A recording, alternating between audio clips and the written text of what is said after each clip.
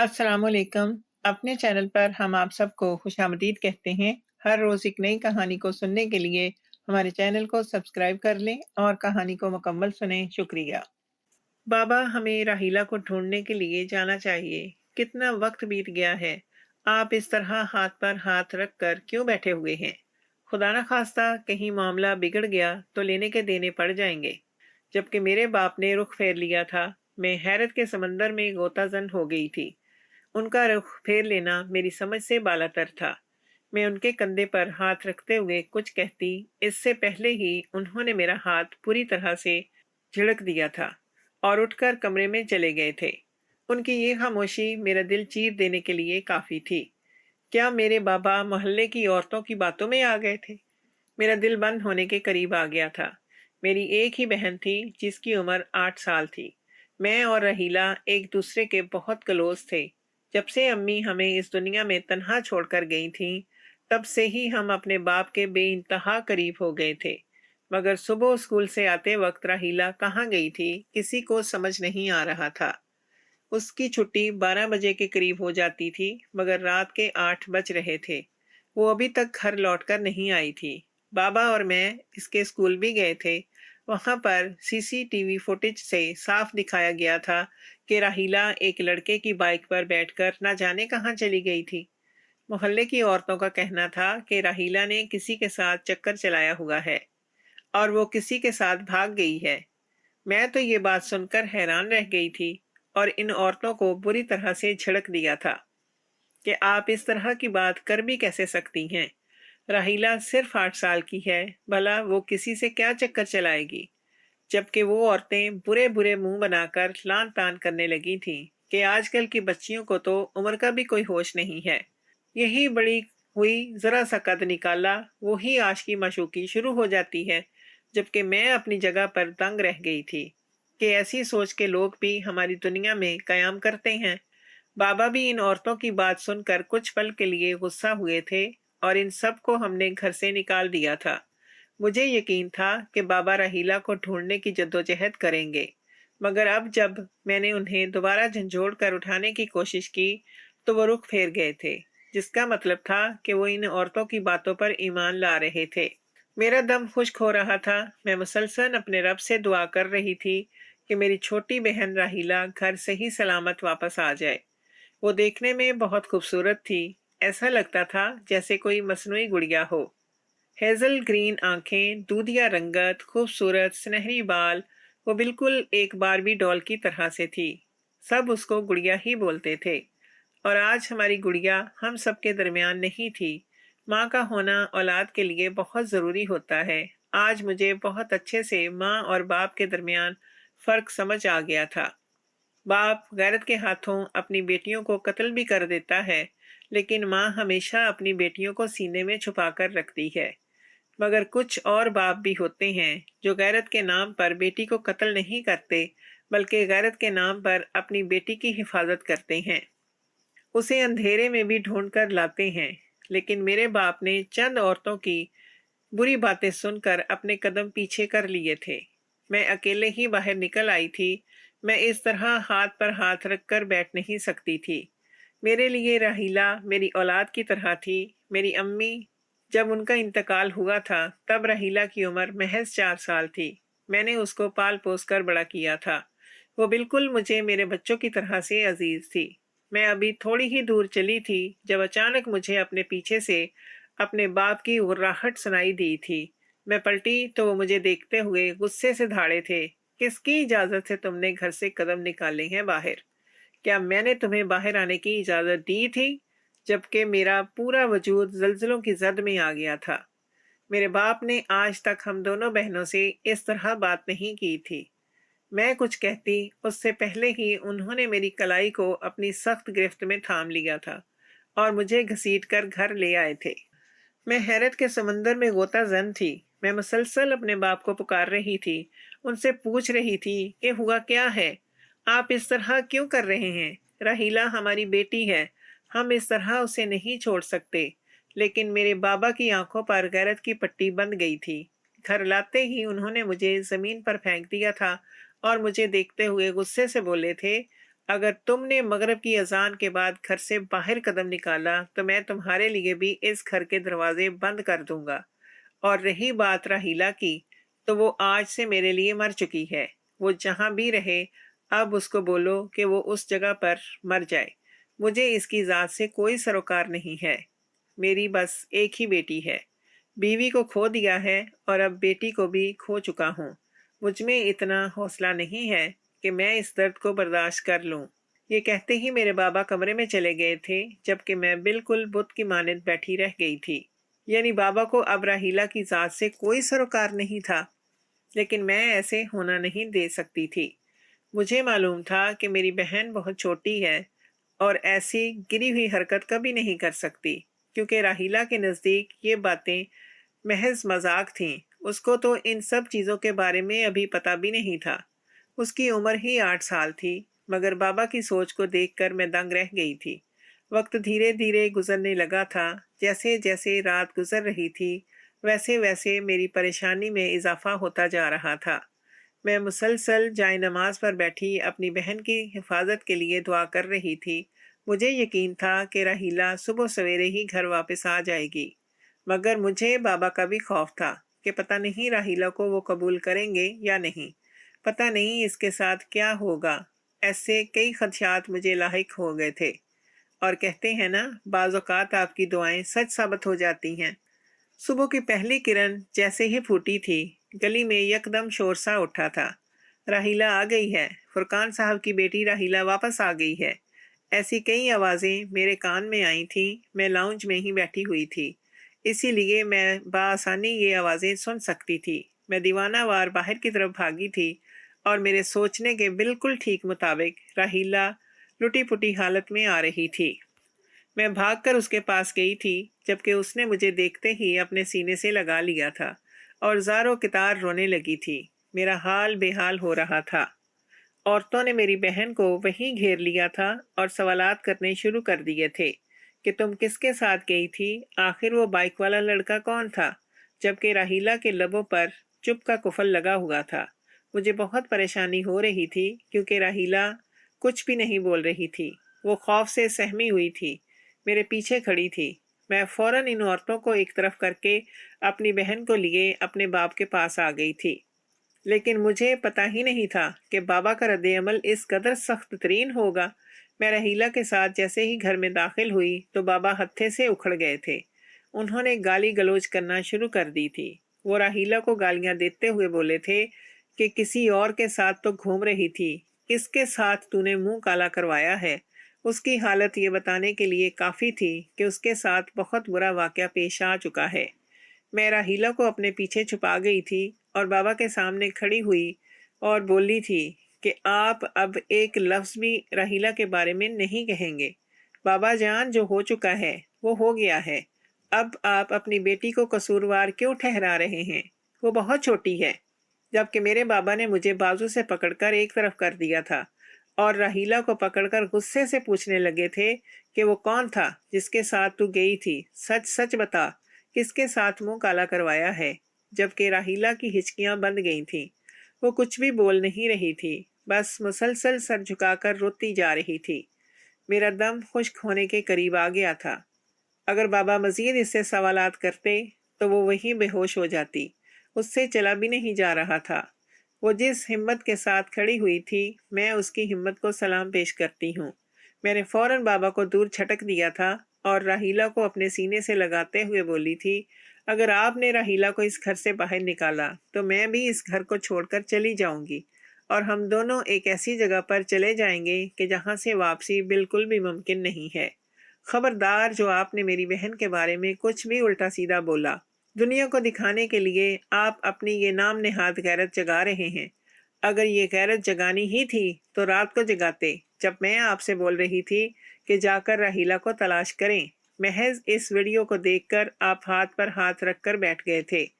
आप बाप कहलाने के भी लायक नहीं हैं। मेरे मुंह में जो आ रहा था मैं बोलती जा रही थी, जबकि मेरे बाबा ने एक घुमाता हुआ सन्नाटेदार थप्पड़ मेरे मुंह पर रसीद किया था और मुझे देखते हुए गुस्से से धाड़े थे, बकवास करने की मेरे सामने ज़रूरत नहीं है। तुम्हारी तो मैं टांगें तोड़ दूंगा।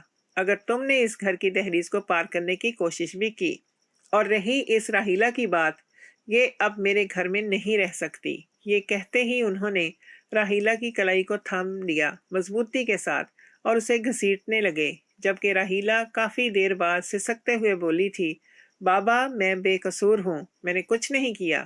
اس کی آواز میں اس قدر درد تھا کہ میرا دل تڑپ اٹھا تھا، اور میں نے اپنے باپ کو دور جھٹک دیا تھا، اور ایک بار پھر راہیلا کو اپنے سینے سے لگاتے ہوئے اپنے باپ کو آنکھیں دکھائی تھیں۔ آج زندگی میں پہلی بار اپنے باپ کے سامنے کھڑی ہو رہی تھی۔ یہ بھی ایک الگ طرح کا دکھ تھا، لیکن میرا باپ میری تکلیف کو سمجھنے کی کوشش ہی نہیں کر رہا تھا۔ میں راہیلا کو اپنے ساتھ لگاتے ہوئے اپنے کمرے میں لے آئی تھی۔ اگر میں مزید ہال میں ٹھہرتی تو بابا کا بس نہیں چلتا کہ وہ راہیلا کو دھکے مار کر گھر سے نکال دیتے، لیکن میں ایسی نوبت کسی قیمت پر بھی نہیں آنے دینا چاہتی تھی۔ میرے لیے میری بہن بہت زیادہ اہمیت کی حامل تھی۔ کمرے میں لاتے ہی جب میں نے اسے بستر پر بٹھانے کی کوشش کی تھی، وہ اسی پل بے ہوش ہو کر میری باہوں میں گر گئی تھی۔ میرا دم خشک ہو چکا تھا۔ میں راہیلا کو جھنجھوڑنے لگی تھی، اس کو اٹھانے کی کوشش کرنے لگی تھی، لیکن اس کا حال بے حال ہو رہا تھا۔ اس کے جسم پر جگہ جگہ وحشیانہ پن کے نشانات موجود تھے۔ میرا سانس رک گیا تھا۔ یہ میری بہن کے ساتھ کیسا سلوک کیا گیا تھا؟ میرے دل سے ان لوگوں کے لیے بد دعائیں نکل رہی تھیں۔ نہ جانے وہ کون ظالم تھا جس نے میری معصوم سی 8 سالہ بہن کی زندگی کو رون دیا تھا۔ میں نے اپنی بہن کو گود میں اٹھایا تھا اور بستر پر لٹا کر باہر آئی تھی۔ میرے بابا لاؤنج میں ہی سر تھام کر بیٹھے ہوئے تھے۔ میں ان کو دیکھتے ہوئے تڑپ کر بولی تھی، بابا، راہیلا کی طبیعت بہت زیادہ خراب ہو گئی ہے، وہ بے ہوش ہو گئی ہے اور اس کو ہوش نہیں آ رہا، ہم کیا کریں؟ میری بات سن کر ایک نگاہ میرے باپ نے میرے وجود پر ڈالی تھی اور نظر پھیر کر کمرے کے اندر چلے گئے تھے، جس کا مطلب تھا کہ وہ جیے یا مرے، مجھے اس کی ذات سے کوئی سروکار نہیں ہے۔ میرے آنسو تھمنے کا نام نہیں لے رہے تھے۔ میری زندگی بہت اجیرن ہو گئی تھی۔ مجھے یقین نہیں آ رہا تھا کہ میرا باپ ایسا بھی کر سکتا ہے۔ میں نے فوراً ڈاکٹر ریحانہ کو کال کی تھی۔ ڈاکٹر ریحانہ میری اماں کی بہت اچھی دوست تھیں۔ ان کے انتقال کے وقت بھی وہ اماں کے پاس ہی تھیں۔ میری پہلی بیل پر ہی انہوں نے کال اٹھا لی تھی اور خوش اخلاقی سے میرا نام لیتے ہوئے بولی تھیں، اور ماریا کیسی ہو؟ طبیعت وغیرہ ٹھیک ہے؟ وہ مزید کچھ کہتی اس سے پہلے ہی میں گھبراتے ہوئے ان سے مخاطب ہوئی تھی، آنٹی آپ جلدی سے گھر آ جائیں، راہیلا کی طبیعت بہت خراب ہے، اسے کسی نے جنسی زیادتی کا نشانہ بنایا ہے، وہ بالکل بھی ہوش میں نہیں آ رہی، بابا کو کوئی فرق نہیں پڑ رہا، وہ اپنی نام نہاد غیرت کو اونچا کرنے کے لیے راہیلا سے تمام تعلق توڑ چکے ہیں، جبکہ ریحانہ آنٹی نے مجھے حوصلہ دیا تھا اور چند پل میں پہنچنے کا وعدہ کر کے فون رکھ دیا تھا۔ میں ایک بار پھر راہیلا کے پاس آ گئی تھی۔ میں نے دوبارہ اس کو ہوش میں لانے کی کوشش کی تھی، لیکن وہ بالکل بھی ہوش میں نہیں آ رہی تھی۔ اس نے اپنے دانت بھینچ لیے تھے، ایسا لگتا تھا جیسے اس کا دم نکل رہا ہو۔ میرا تو سانس ہی رک چکا تھا۔ میں اپنی ماں کو کھو چکی تھی اور اب مجھ میں ہمت نہیں تھی کہ میں اپنی بیٹیوں جیسی بہن کو اپنے ہاتھوں سے کھو دوں۔ تھوڑی ہی دیر بعد راہیلا آنٹی اپنی گاڑی میں ہمارے گھر پہنچ گئی تھیں۔ میں انہیں سیدھا لے کر راہیلا کے پاس پہنچی تھی، اور جب انہوں نے راہیلا کا معائنہ کیا تو پتہ چلا کہ راہیلا کے ساتھ 5 آدمیوں نے جنسی زیادتی کی تھی، اس کو زد و کوب کیا تھا، اس کو ڈرایا دھمکایا تھا، جبھی راہیلا بالکل چپ تھی۔ انہوں نے انجیکشن اور ڈرپ وغیرہ لگائی، اس کے باوجود تھوڑی دیر تک وہ اس کا ٹریٹمنٹ بھی کرتی رہیں۔ راہیلا کو ہوش آ گیا تھا، لیکن وہ بالکل خاموش تھی، اس نے ایک لفظ ادا نہیں کیا تھا۔ مجھے ریحانہ آنٹی سخت تاکید کر کے گئی تھی کہ راہیلا سے ہر برائی کو دور رکھا جائے، اس پر ذرا غصہ نہ کیا جائے اور نہ ہی اسے کسی بات کے لیے پریشان کیا جائے، جیسا یہ بولتی ہے ویسا ہی کیا جائے، جبکہ میں فوراً سر اس بات میں ہلا چکی تھی اور انہیں ساتھ میں ایک تاکید بھی کر چکی تھی کہ وہ ابھی بابا سے ڈر رہی ہے تو وہ اس کے سامنے نہ ہی آئیں تو بہتر ہے، جبکہ وہ مجھے مزید ہدایت کر کے جا چکی تھی۔ میں نے راہیلا کو دیکھا تھا، میرے آنسو سوکھنے کا نام نہیں لے رہے تھے۔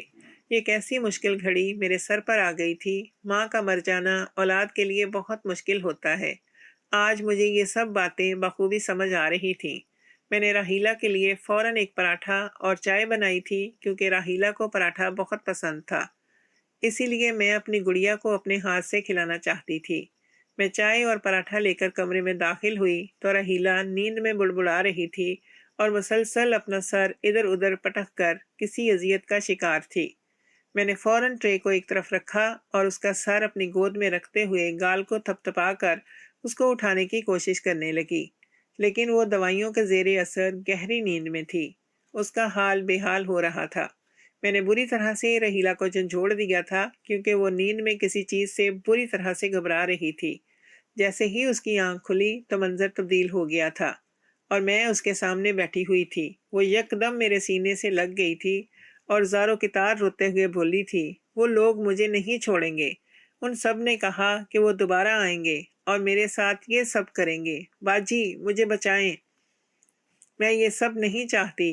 وہ جس تکلیف سے بول رہی تھی میری آنکھیں بھی بھیگ گئی تھیں اور میں اپنی بہن کے آنسو صاف کرتے ہوئے بولی تھی، آخر کون لوگ تھے وہ؟ مجھے بتاؤ، میں کسی کو نہیں چھوڑوں گی۔ تمہاری بہن سب کو ختم کر دے گی۔ تم تک پہنچنے کے لیے ان سب کو میرا سامنا کرنا پڑے گا۔ میری لاڈو، تم پریشان نہ ہو۔ میں کافی دیر تک اپنی بہن کو اپنے سینے سے لگا کر سمجھاتی رہی تھی۔ کیا پتا وہ کچھ بول دے، لیکن وہ بالکل چپ تھی اور اس کی خاموشی مجھے سمجھ نہیں آ رہی تھی۔ یقیناً اس کو اس طرح ڈرایا گیا تھا کہ وہ ایک لفظ بھی اپنے منہ سے ادا نہیں کر رہی تھی۔ میں اتنا تو سمجھ گئی تھی کہ معاملہ کچھ اور ہے، وہ لڑکا بھی کوئی اور تھا۔ میں تمام باتیں پوچھنا چاہتی تھی، لیکن ابھی فی الحال میں اپنی بہن پر کوئی دباؤ ڈالنا نہیں چاہتی تھی۔ لیکن میری آنکھ میں خون اترتا جا رہا تھا۔ میں نے سوچ لیا تھا کہ میں اپنی بہن کے مجرموں کو کسی قیمت پر معاف نہیں کروں گی، بلکہ ان سب کو ایک ایسی اذیت بھری زندگی سے نوازوں گی کہ وہ لوگ دوبارہ ایسی غلطی کرنے سے پہلے 1000 بار سوچیں گے۔ وقت دھیرے دھیرے گزرنے لگا تھا۔ میں نے اپنی بہن کو کمرے تک ہی محدود رکھا تھا۔ میں بابا کے سامنے بھی اس کو نہیں آنے دیتی تھی۔ بابا بھی اس کا ذکر تک نہیں کرتے تھے۔ ان کے نزدیک ان کی محض ایک ہی بیٹی تھی۔ اس واقعے کو پورا 1 مہینہ گزر گیا تھا۔ راہیلہ کی طبیعت اب کچھ بحال ہو چکی تھی۔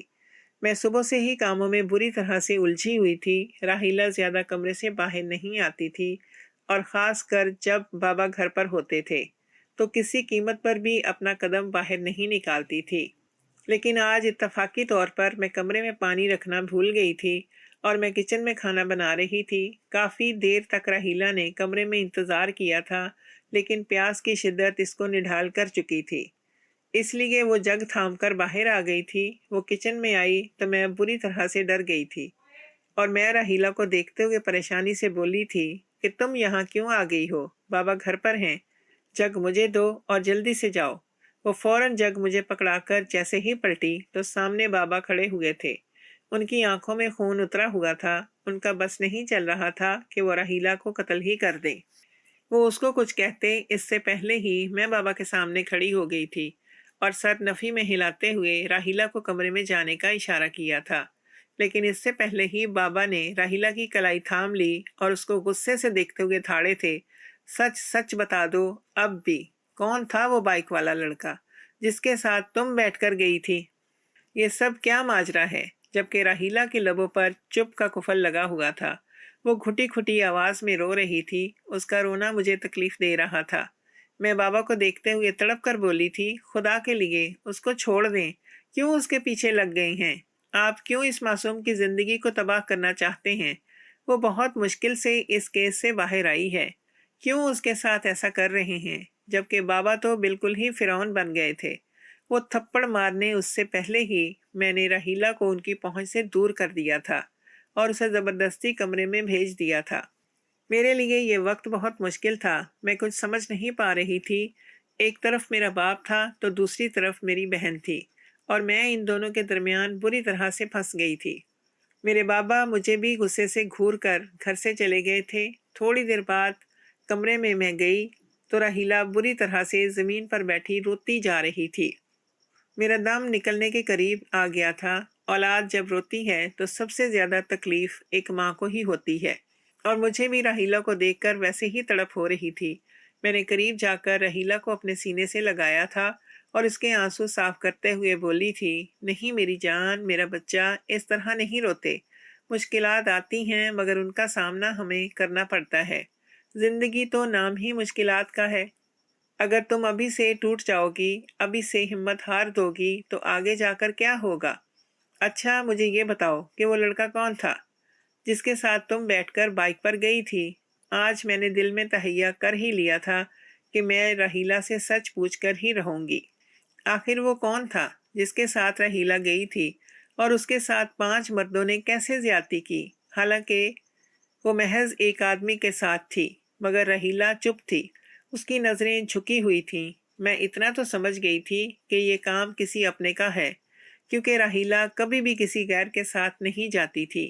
वो ज़्यादा लोगों में उठना बैठना भी पसंद नहीं करती थी। जिनको जानती थी बस उनसे ही महज सलाम दुआ तक महदूद रहती थी।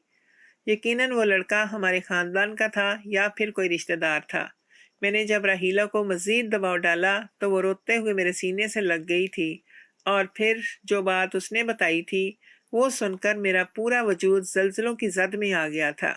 मैं सांस लेना तक भूल गई थी। ये हकीकत थी कि मैं इस बात को तसव्वुर भी नहीं कर सकती थी। मैंने राहीला को अपने वजूद से अलहदा किया था और उसको देखते हुए सवालिया लहजे में बोली थी, तुम झूठ बोल रही हो, ये हकीकत नहीं हो सकती। मेरी जान, तुम इतनी अजियत में कैसे रही। जबकि राहीला खामोश थी, बस उसकी आंखों से आंसू दरिया की मानिंद बहते जा रहे थे। मैंने वो लम्हा बहुत अजियतनाक गुजारा था। मैंने अपनी बहन को बहुत मुश्किल से संभाला था और उसको आराम करने की हिदायत की थी। वक्त धीरे धीरे गुजरता जा रहा था। वो रात मेरे लिए बहुत अजियत भरी थी, लेकिन मैंने उस रात ही तहैया कर लिया था कि मैं किसी एक शख्स को भी माफ़ नहीं करूँगी, बल्कि उन सबको बताऊँगी कि असल बदला क्या होता है।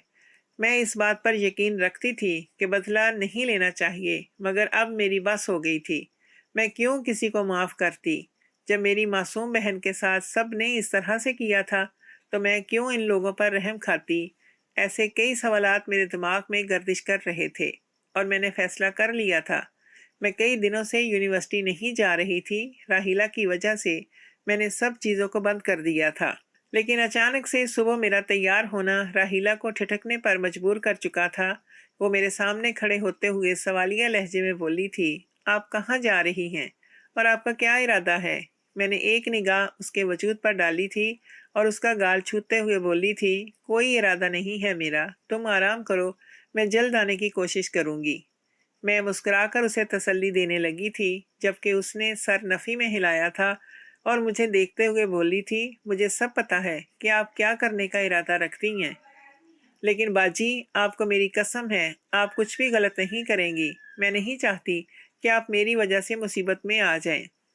अगर आपको कुछ हो गया तो मेरी हिफाजत कौन करेगा। बाबा तो मुझे जान से ही मार देंगे। खुदा के लिए मेरे हाल पर रहम खाएं। वो रोते हुए बोली थी, जब से मेरी बहन के साथ ये हादसा पेश आया था तब से वो बहुत हसास हो गई थी। ज़रा ज़रा सी बात पर आंसू बहाना शुरू कर देती थी। अभी भी हाल कुछ मुख्तलिफ नहीं था। मैंने उसे सीने से लगा लिया था और उसके आंसू साफ करते हुए बोली थी, मैं कुछ नहीं करूँगी, बस गलत को गलत की जगह पर पहुँचाकर ही दम लूँगी। तुम परेशान ना हो, तुम्हारी बहन बिल्कुल भी मुसीबत में नहीं आएगी और ना ही अपनी छोटी राहीला को मुसीबत में आने देगी। मैं ये बोलकर राहीला से दूर हुई थी और उसके सर पर हाथ रखकर बाहर आ गई थी। साथ में ये हिदायत करना भूली नहीं थी कि कमरे से बाहर नहीं आना। मैंने बाबा के कमरे की तरफ एक निगाह डाली थी और खामोशी से यूनिवर्सिटी की जानिब निकल गई थी। मेरी आंखों में खून उतरा हुआ था, चेहरा गुस्से से तमतमा रहा था। मैंने तसव्वुर भी नहीं किया था कि जिन लोगों को मैं अपना समझती थी, जिनके लिए मैंने इतनी कुर्बानियाँ दी थीं, वो लोग मेरी अपनी सगी बहन के साथ ऐसा सलूक कर जाएंगे। मेरा बस नहीं चल रहा था कि मैं पूरी दुनिया को तहस नहस कर दूं। एक लंबी मुसाफत तय करके मैं यूनिवर्सिटी पहुंच गई थी। यूनिवर्सिटी पहुंचते ही मेरा सामना मेरी दोस्तों से हुआ था। मेरे ग्रुप में 2 लड़कियां और 2 लड़के मौजूद थे। मैंने सबसे हेलो हाय किया था। सब ही मुझे देखकर बहुत खुश हुए थे। खास करके मेरी बेस्ट फ्रेंड नूर का तो हाल ही बुरा हो गया था। कितनी बार वो मुझे फ़ोन पर हिदायत कर चुकी थी कि ज़रा ज़रा से मसाइल पर इस तरह पढ़ाई नहीं छोड़ी जाती।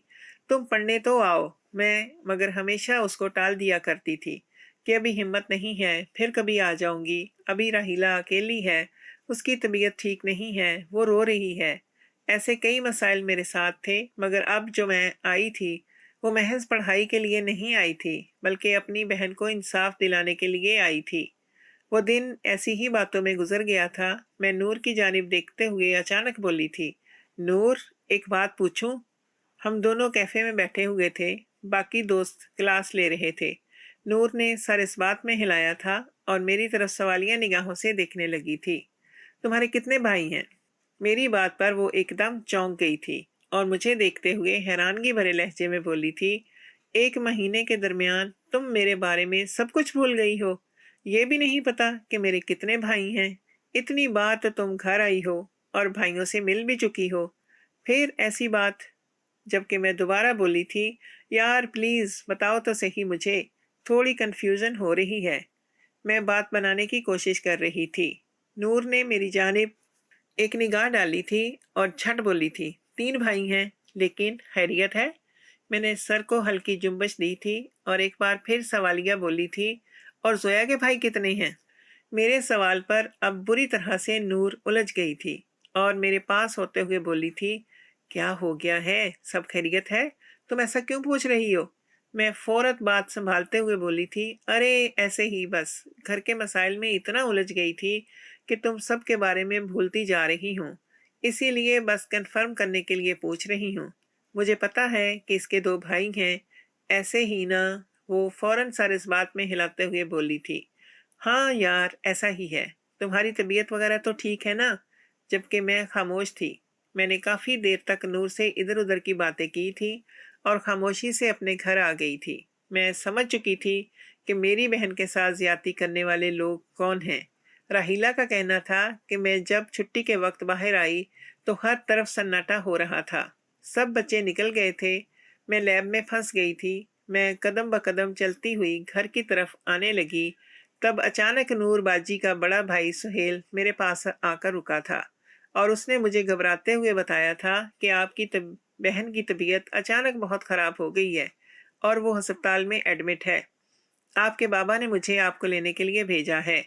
आप भी। मैं इस वक्त बहुत परेशान हो गई थी। मुझे इर्द गिर्द का बिल्कुल होश नहीं रहा था, इसीलिए मैं तमाम बातों को मुस्तरद करके उनके साथ गाड़ी पर बैठ गई थी। मुझे लगा था कि वाकई कुछ हो चुका है, क्योंकि जिस अंदाज में सुहेल भाई ने मुझे परेशानी बताई थी, मुझे यही लगा था कि आपकी तबीयत वाकई ख़राब है और 2 दिन से आप थोड़ी निढाल हो रही थी। मगर अचानक ही वो अस्पताल जाने की बजाय अपने दोस्त के फ्लैट पर ले आए थे। मैं डर गई थी और उनसे सवालिया लहजे में बोली थी कि आप मुझे यहाँ पर क्यों लेकर आए हैं? मुझे अस्पताल जाना है, मेरी बहन की तबीयत ठीक नहीं है। मगर उन्होंने आंखें तब्दील कर ली थीं और मुझे बाजू से थामकर वो फ्लैट के अंदर लेकर आए थे और बिस्तर पर धकेल दिया था। मेरा सांस बंद होने के करीब आ गया था। मुझे उनके इरादे बिल्कुल भी ठीक नहीं लग रहे थे। उन्होंने आते ही साथ मुझे मारना पीटना शुरू कर दिया था, क्योंकि मैं शोर मचा रही थी। उनका कहना था कि तुम खामोश हो जाओ, जैसा हम कहते हैं तुम्हें वैसा ही करना पड़ेगा। जबकि मेरा दम निकलने के करीब आ गया था कि उन्हें क्या हो रहा है। मैं उनके आगे हाथ जोड़ने लगी थी, उनसे मिन्नत करने लगी थी कि मुझे मेरे घर पहुंचा दीजिए, मुझे आपके साथ यहाँ नहीं ठहरना है। लेकिन उनको मेरी बात समझ नहीं आ रही थी। वो बिल्कुल फिरौन बन गए थे। और फिर नूर बाजी के 2 भाई और आ गए थे और जोया बाजी के भाई भी वहाँ पहुँच गए थे। उन पांचों ने मिलकर मेरे साथ बदतमीजी करना शुरू कर दी थी। मैं चीख रही थी, चिल्ला रही थी, लेकिन उन पांचों को मेरी ज़ात से कोई सरोकार नहीं था, बल्कि वो मेरे साथ गलत हरकतें करके अपने आप को तस्कीन पहुंचा रहे थे। मैं उनके आगे हाथ जोड़ रही थी, उनके पांव पकड़ रही थी, लेकिन उनको मेरी ज़ात पर बिल्कुल भी रहम नहीं आ रहा था। उन पांचों ने मिलकर मुझे भंभोड़ कर रख दिया था। मुझसे चला भी नहीं जा रहा था। उन लोगों ने मुझे एक पल के लिए भी आज़ाद नहीं किया था। मैं उनसे पानी मांग रही थी, मगर वो लोग मुझे पानी देने के लिए भी राजी नहीं थे। वो सब बातें याद करके मेरा दिल एक बार फिर तड़प उठा था। मेरी बहन ने कितनी अजियत बर्दाश्त की थी। अगर उस दिन मेरे बाबा हाथ पांव मार कर मेरी बहन को तलाश कर लेते तो उस रात मेरी बहन को वो सब नहीं झेलना पड़ता। मुझे अब सब कसूरवार नजर आ रहे थे। सब ने मिलकर मेरी बहन की जिंदगी को तबाह किया था और अब मैं किसी को भी माफ करने का इरादा नहीं रखती थी। बेशक जब एक माँ बदला लेने पर आती है तो फिर हर बात को भुला देती है। मेरे साथ भी ऐसा ही हो रहा था। मैं घर आई तो राहीला के कमरे का दरवाज़ा बंद था, जिसका मतलब था कि वो कमरे से बाहर नहीं आई है। लेकिन जैसे ही मैंने कमरे का दरवाज़ा खोला तो सामने का मंजर देखकर मेरी रूह परवास होने के दर पर आ गई थी। मेरे बाबा के हाथ में राहीला की गर्दन थी और वो उसको दबाकर मार देना चाहते थे, जबकि राहीला खौफ से बाबा को देख रही थी। मैं गुस्से से चिंगाड़ी थी, ये सब क्या हो रहा है? बाबा छोड़ें, इसे मर जाएगी। वो जबकि मेरी आवाज़ सुनकर डर कर 2 कदम पीछे हो गए थे। मैंने फौरन राहीला को अपने सीने से लगा लिया था। वो बुरी तरह से खांस रही थी। मैं अपने बाबा को देखते हुए गुस्से से चीखी थी, आपकी हिम्मत भी कैसे हुई मेरी बहन के साथ ऐसा करने की? मैं आपके खिलाफ पुलिस में कंप्लेन कर दूंगी। बस बहुत हो गया, आपने जो करना था कर चुके हैं। खबरदार, जो मेरी बहन के साथ आपने कुछ भी गलत करने की कोशिश की तो मुझसे बुरा कोई नहीं होगा। मेरे मुंह में जो आ रहा था मैं बोल रही थी, जबकि बाबा एक कहर आलूद निगाह हम दोनों के वजूद पर डालकर चले गए थे। मैंने फौरन अपनी बहन को अपनी आगोश में समेट लिया था। वक्त धीरे धीरे गुजरता जा रहा था। मेरा दिमाग घोड़े की रफ्तार की मानद दौड़ता जा रहा था। राहीला को अब मैं सबसे छुपा कर रखती थी। यूनिवर्सिटी जाते वक्त भी मैं बाहर से ताला लगा देती थी ताकि बाबा उसके कमरे में ना जा सके। उस दिन के बाद बाबा ने दोबारा उसके साथ कुछ भी करने से गुरेज किया था, क्योंकि वो समझ गए थे कि मैं अब मज़ीद ऐसी बदसलूकी किसी कीमत पर भी बर्दाश्त नहीं करूँगी। मैं काफ़ी दिनों से नूर को अपने घर आने की दावत दे रही थी। न जाने क्यों मेरा खराफाती दिमाग बहुत तेज़ी से चल रहा था। मैं जानती थी इस तरह से नूर की ज़िंदगी तबाह हो जाएगी। बाबा पर भी गलत गलत इल्ज़ामात आएंगे, लेकिन मैं राहीला के आगे सब भूल गई थी। मैं मेडिकल पढ़ रही थी, इसलिए हर किस्म की मेडिसिन के बारे में मुझे बहुत अच्छे से जानकारी थी। मुझे मालूम था कि अगर हम ये दवा एक बार किसी दूध में मिलाकर खा लें तो अगला इंसान जिनसी ख्वाहिश के लिए पागल हो जाता है। मेरा इरादा नूर और ज़ोया के साथ यही करने का था। मैं अपने बाप से उनकी इज्जत ख़राब करवाना चाहती थी। मैं उनके भाइयों को इस बात का एहसास दिलाना चाहती थी कि जिस तरह उन लोगों ने मेरी मासूम बहन की ज़िंदगी को तबाह किया है, इसी तरह मेरी ही मासूम बहन के बाप ने उनकी बहनों की इज्जत को तबाह कर दिया। मेरा दिमाग बहुत तेज़ी से चल रहा था। मैं जानती थी कि ये सब गलत है, लेकिन मैं इस वक्त फ़िरौन बन गई थी। ज़ोया और नूर घर आने से कतरा रही थी। मेरा घर काफ़ी दूर था, मगर जब मैंने 1-2 बार कहा तो वो राज़ी हो गई थी। हम सब ने मुलाकात का दिन इतवार का तय किया था। वो लोग दोपहर के वक्त आने वाली थी। मैंने भी ऐसे वक्त इन लोगों को घर पर बुलाया था जब मेरे बाबा घर होते थे। मैं तो पूरा मंसूबा तैयार करके बैठी हुई थी कि जूस का उन्हें वो जूस देकर पड़ोस के घर चली जाऊंगी। यही सब सोचकर मैंने तमाम तैयारियां पूरी कर ली थी। मैंने आज सफ़ेद रंग का लिबास पहना हुआ था। मैं इंतज़ार में थी कि कब वो दोनों लड़कियां आएं और कब मैं अपना मिशन शुरू कर दूं। थोड़ी ही देर बाद मेरे घर की बेल हुई। दरवाजे पर गई तो सुहेल ही मेरी दोस्त को छोड़ने के लिए आया था। मैंने एक खून आशाम निगाह उसके वजूद पर डाली थी और खामोशी से नूर को लेकर अंदर आ गई थी। थोड़ी देर बाद ही ज़ोया भी पहुंच गई थी। काफ़ी देर तक मैं उनके साथ बातें करती रही थी। मुझे मालूम था बाबा अंदर ही मौजूद हैं, महज मेरी दोस्तों की वजह से बाहर नहीं आ रहे। थोड़ी देर बाद मैंने खाना लगा दिया और अब मैं जूस बनाने के लिए चली गई थी। वो दोनों राहीला से मुलाकात करना चाहती थीं, लेकिन मैंने उन्हें टाल दिया था। मैं किचन में खड़ी जूस बना रही थी और अब इन गोलियों को मिलाने का वक्त आ गया था। क्या मुझे ये करना चाहिए था? मैं जैसे ही वो गोलियां इस जूस में डालने लगी तो यकदम मेरे दिमाग में ख्याल आया था, क्या मेरा रब मुझे इस गलती के लिए माफ़ करेगा जो मैं कर रही हूँ? वो ठीक है, कल मेरी बहन की इज्जत ख़राब हुई थी और आज मैं किसी और की बहनों की इज्जत ख़राब करने जा रही थी। अपने बाप के साथ दगा कर रही थी। मेरा दिल अजीब सी कैफियत का शिकार हो गया था। میں گولیاں ڈالنے والی ہی تھی مگر میرا دل بہت بھاری ہو رہا تھا۔ میں نے وہ گولیاں ایک طرف رکھ دی تھیں۔ ابھی میرا ارادہ چائے بنانے کا بھی تھا۔ آپشن میرے پاس ایک اور موجود تھا۔ فی الحال میں نے ان دونوں کے آگے جوس رکھ دیا تھا۔ وقت دھیرے دھیرے گزرتا جا رہا تھا۔ شام کے 5 بجے کے قریب وہ دونوں جانے کی باتیں کرنے لگی تھیں تو میں چائے کا بول کر کچن میں آ گئی تھی۔ اب بھی میں عجیب کشمکش میں مبتلا تھی، لیکن میں خاموش ہو گئی تھی۔ میرا ضمیر مجھے اس چیز کی اجازت نہیں دے رہا تھا۔ میں نے ان گولیوں کو ڈسٹ بن میں پھینک دیا تھا اور چائے بنا کر باہر آ گئی تھی۔ میں کسی اور کی غلطی کی سزا کسی اور لڑکی کو نہیں دینا چاہتی تھی۔ میں اس سائیکل کو مزید گھمانا نہیں چاہتی تھی۔ میں نے سوچ لیا تھا کہ میں قانونی طریقے سے اپنی بہن کو انصاف دلاؤں گی۔ وہ دونوں چائے وغیرہ پی کر چلی گئی تھیں اور میں بابا کے پاس آئی تھی۔ ان کے سامنے بیٹھ کر میں نے انہیں تمام حقیقت بتائی تھی، جبکہ وہ مجھے پھٹی پھٹی نگاہوں سے دیکھ رہے تھے۔ میں ان کو دیکھتے ہوئے بولی تھی، بس بابا، کب تک اس نام نہاد غیرت کی پٹی کو آنکھوں پر باندھ کر گھومتے رہیں گے؟ وہ آپ کی بیٹی ہے، آپ کے جگر کا گوشہ ہے، آپ کے جسم کا حصہ ہے۔ ہمیں قانون کی مدد لینی چاہیے، ہماری راحیلہ کو انصاف دلانا چاہیے۔ آپ اس کو بتانا چاہیے کہ ہم اس کے ساتھ ہیں اور ہمیشہ کھڑے رہیں گے۔ ہم کیوں اس کی زندگی کو برباد کر رہے ہیں؟ یہ لوگ اتنے امیر کبیر نہیں ہیں کہ ہم انہیں سزا نہ دلا پائیں، بلکہ ہم ان کو ایسی سزا دلائیں گے کہ یہ عبرت کا نشان بن جائیں گے۔ آپ میری بات سمجھ رہے ہیں نا؟ سچائی جاننے کے بعد بابا بالکل چپ ہو گئے تھے۔ اگلی صبح ہی وہ وکیل کے پاس گئے تھے اور انہوں نے پوری کہانی کا رخ تبدیل کر کے رکھ دیا تھا۔ وکیل کے پاس جاتے ہی انہوں نے تمام باتیں کھول کر رکھ دی تھیں اور کیس دائر کر دیا تھا۔ ان 5 کو سزا ہو گئی تھی کیونکہ ڈاکٹر ریحانہ پہلے ہی راحیلہ کا میڈیکل چیک اپ کر چکی تھی اور اس کی رپورٹ بھی ان کے پاس موجود تھی۔ اور جب ان 5 کا DNA کروایا گیا تو صاف پتہ چل گیا کہ راحیلہ کے ساتھ زیادتی کرنے والا کوئی اور نہیں بلکہ یہ 5 آدمی ہی تھے۔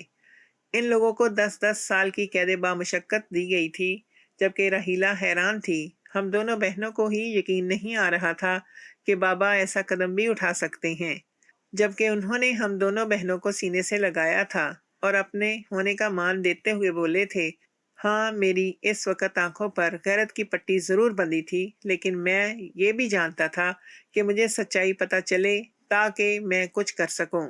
یہ بات حقیقت ہے، بعض باتیں چھپانے سے محض نقصان ہوتا ہے، اسی لیے اپنے گھر والوں کو اپنی ہر بات بتانی چاہیے۔ چھپانے سے ہمیشہ انسان تنہا رہ جاتا ہے۔